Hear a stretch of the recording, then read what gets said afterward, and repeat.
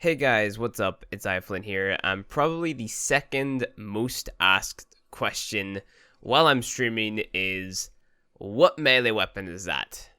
And I respond with, dude, do the Zaw command in the chat because I can't be bothered stopping what I'm doing every 5 minutes to show people what my Zaw build is and also show them what parts I used, and then explain how you get the parts and why the parts do what they do to make this all really good, and what different builds you can get and what different types of ribbons. And it's just like, it's about time I make a video on it, because why not?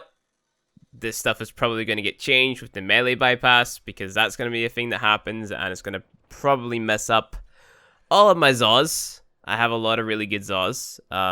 They all kind of follow the same sort of general consensus of decent crit, pretty good status, awesome damage, kill the guys, do the things and stuff. You can run multiple builds on them, stuff like that. So the Zaw that I'm using today is my Plague Kripath, otherwise known as the Pineapple Pizza, which was named by a viewer called Alex. So the name was made by Alex and not me. I'm aware that you guys aren't the biggest fans of pineapple on pizza. I've never tried it, so I can't be a judge. But if Gordon Ramsay says it is so, then it must be so, right? But that's the name of my Zaw, and it's going to stay like that unless someone donates like $1,000 and says, hey, change the name of your Zaw, because I'm going to sell it like that. But that's besides the point. Okay, so this Zaw is made up of 3 different parts. So we got the Aquanagi 2 Link, we've got the Plague Bachwin Grip, and we have the Plague Kripath Strike. Now the Plague parts you get from the Plague Star event, which is an event that consists of a big meteor landing in the middle of Cetus and all the infested running around. You do that event, you get standing for the faction that comes along with that event, or the little vendor, and then you're able to buy those parts, and you're able to use them to put together a Zaw. The Aquanagi 2 Link is something that you get from the Ostron standing vendor.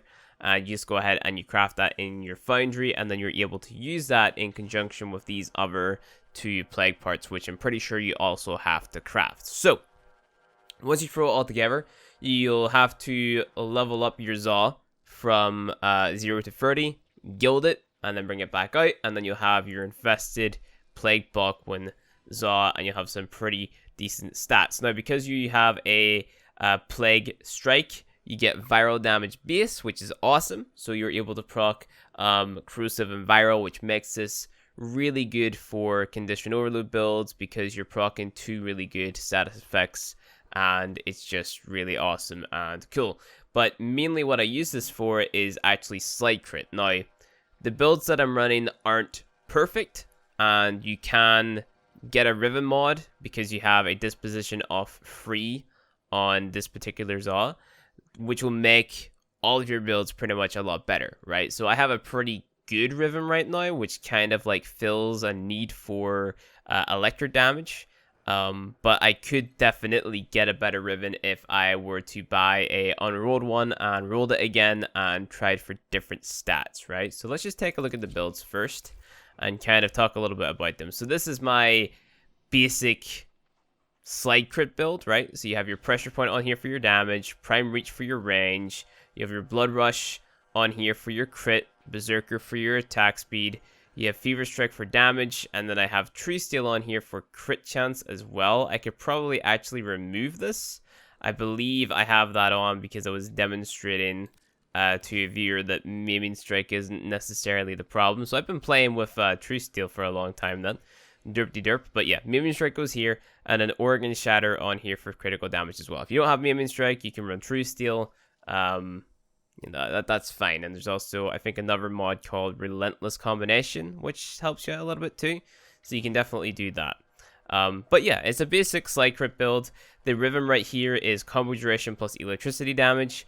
For me, whenever I'm taking a look at a build like this, I'm always trying to replace either the reach mod or the combo duration mod. just with more damage. So more melee damage, more electricity damage, more critical damage, stuff like that is what I'm kind of looking for on here. You could also maybe go for more status chance or more crit chance if you really wanted to. But if you're doing a slide crit build, your critical chance doesn't matter too much because you're going to get a flat 90 from maiming strike.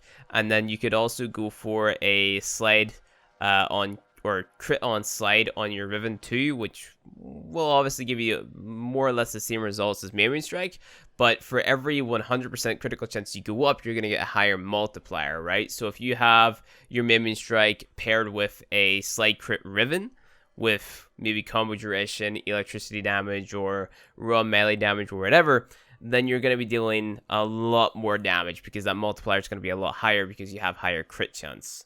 With these Plague Zaws, you can also throw on these little arcanes right here known as Exodias, which will give you cool effects, like this one is slamming down and it suspends enemies in the air, and then whenever you have it max ranked, they're in the air for longer, and the other one is like a little projectile that you throw out whenever you do a melee in the air, which is pretty cool.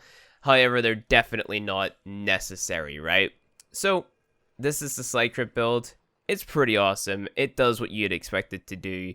It's just basically maiming strike. Every time you slide, you're going to deal a pretty decent amount of damage, and you have your corrosive plus viral, so you're going to be proccing these plus slash damage, and those are free damage types that you want to be proccing a decent amount of the time. So you have a pretty good status chance of 25%, so that's 1 in every 4 hits, which is pretty awesome. I also have a config B, which is a condition overload build, and this is just pressure point. Then you're just at elemental mods, drifting contact for more combo duration and status, fever strike for a little bit more toxin damage. You could replace this for something like heat damage or whatever, so you can get another thing on there to proc to increase the multiplicative increase from condition overload. That's totally cool as well. Or you can double up on your what's it called here, on your corrosive damage. That's totally up to you. Blood Rush is on here because your crit is still pretty good, and Berserker on here to obviously increase your attack speed as well. So this is kind of like a hybrid build with 65% status, which makes it awesome. But like I said, you can also go ahead and throw on something such as, let's say, for example, Volcanic Edge, and that's going to give you a higher status chance, and you're also going to get another element to throw on there, which allows you to get a higher multiplicative bonus from your condition overload, which is pretty awesome. So I'm going to show you both the builds in action. So this is first the maiming strike build, and we're not going to pause the AI, because if you pause the AI whenever you're using a melee, you're going to get 8 times damage bonus, and we will pause them to kind of demonstrate how good this can be whenever you're blinding enemies too. But realistically, that's not very realistic, right? So let's just go ahead and simulate all these guys. I'm actually invincible, or not invincible, so let's just go ahead and make myself invincible there. Cool, sweet. Simulate all these guys. Pick up this. I'm not going to speed myself up because I don't want to, kind of increase the DPS because of speed. But as you're able to see, you start red critting relatively fast. These guys are level 110, so these are the highest level enemies that you're going to be coming up against in just casual play. Like if you're doing your sorties on a daily basis, level 110 is about the highest level that you're going to be going up against. And as you can see, this Zaw pretty much makes short work of these guys, and it could be even better if you had, like I mentioned beforehand, your crit damage driven, more crit on slide, more base melee damage, stuff like that would make this an even more powerful weapon. That's why these Zaws are actually so powerful. It's because of those Rivens and the fact that they have a disposition of free, right? That's why they're so good. Because if you get a good roll, they pretty much become some of the best weapons in the game, if they aren't already. I'm pretty sure the sword Zaw and also the staff Zaw, the ones that I'm about to show you this week, like this one included, are some of the best melee weapons in the game, because like I just showed you guys, we made short work of those guys over there, and that was pretty insane. Like, we killed them pretty quick. If we move over to the condition overload builds, we're gonna do more or less the exact same things. We're gonna spawn in all of these guys, simulate it, there we go. We're gonna go ahead and bring out our Zaw here. And as you're able to see, these guys die insanely fast. Now, the more status you inflict on the guys, the more damage they're gonna take, which is awesome. So, yeah. Like, it's just one of those things that, it's just kind of the meta of Warframe right now, you know? You either run the slide crit builds, or you're running the condition overload builds. You can't really... Well, you can run both on this type of weapon, but you can't run them both at the same time. You kind of have to choose one or the other. But either way, like, they're both extremely powerful builds.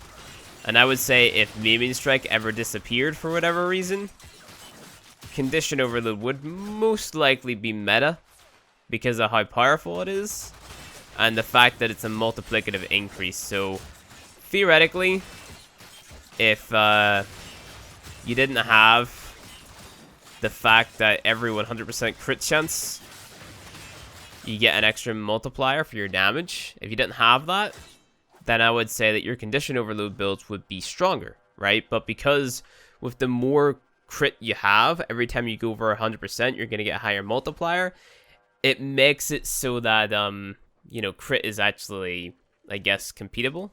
Like, it can compete with your Condition Overload, which is awesome. So, yeah, you can either run one or the other. I'm going to go ahead and pause the AI now so you can kind of see the damage versus these guys. Whenever they are stunned, if you happen to be using like Excal or the enemies are unaware, you deal a very hefty amount of damage with every single swing.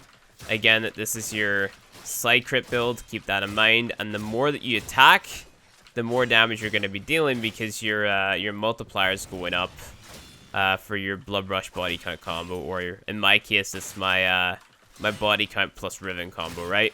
So, yeah. Some insane damage coming out of it, and if you want to spec more towards your slide crit, obviously be aiming for slide crit on your Riven, aim for crit damage, aim for melee damage, and combo duration, and you should be good to go.